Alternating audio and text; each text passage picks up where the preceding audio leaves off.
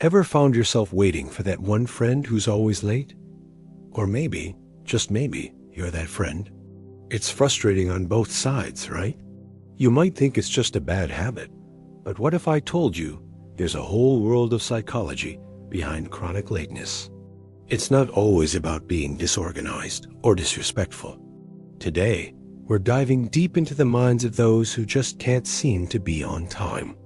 So, why are some people always running behind schedule?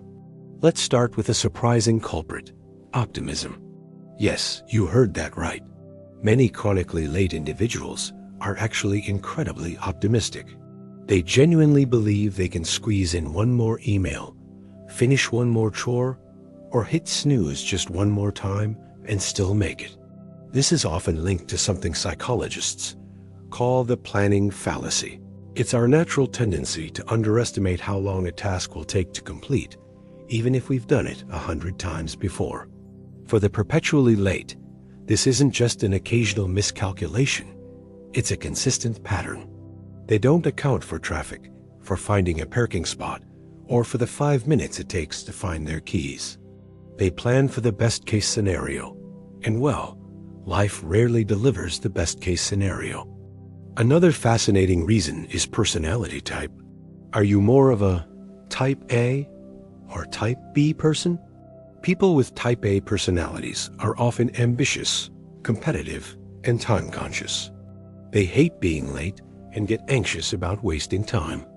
On the other hand, type B personalities are more relaxed, easygoing, and less driven by the clock. They are more focused on the journey than the destination. This laid-back approach can make them less sensitive to deadlines and more likely to get lost in the moment.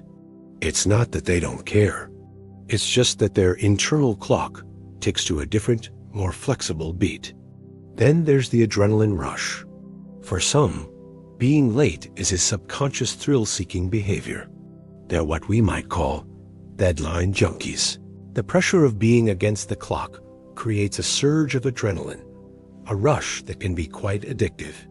Procrastinating until the very last minute and then racing to meet the deadline gives them a sense of excitement and accomplishment. It turns a boring commute into a high-stakes mission.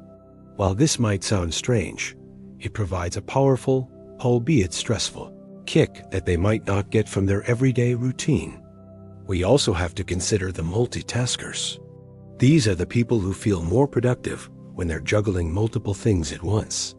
The problem is, our brains aren't really built for effective multitasking.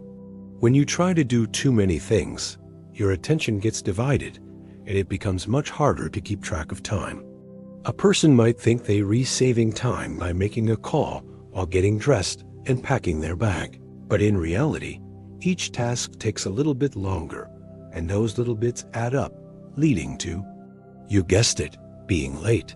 And sometimes, it's about control and attention. Being late can be a way of asserting a subtle form of control. When everyone is waiting for you, you become the center of attention the moment you arrive. This isn't usually a conscious, malicious act. It can stem from deeper insecurities or a need for validation. By making others wait, they subconsciously feel more important. In other cases, it can be a form of passive-aggressive rebellion against a situation they don't want to be in. If they're not excited about a meeting or a social event, arriving late can be an unconscious protest. Let's not forget about anxiety. For some people, the prospect of arriving somewhere too early is terrifying. What would they do with that extra time? Sit there awkwardly? The anxiety of being the first one at a party or sitting alone in a meeting room can be so strong that they'd rather risk being a few minutes late. This social anxiety makes them time their arrival to the exact moment or slightly after, when they can blend in with the crowd. Lateness becomes a coping mechanism to manage their social fears. So, if you're the one who's always late, what can you do? First, acknowledge the real reasons. Are you an optimist, a thrill seeker, or an anxious arriver?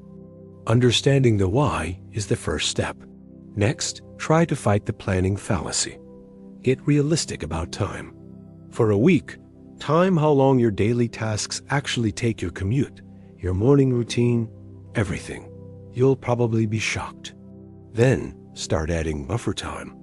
If you think it takes 30 minutes to get somewhere, plan for 45. Aim to be early. The goal isn't just to be on time. It's to be 15 minutes early. This gives you a margin for error. Another great trick is to use external cues. Set multiple alarms. Not just to wake up, but alarms that say time to leave the house or wrap up what you're redoing. This breaks the spell of getting lost in a task.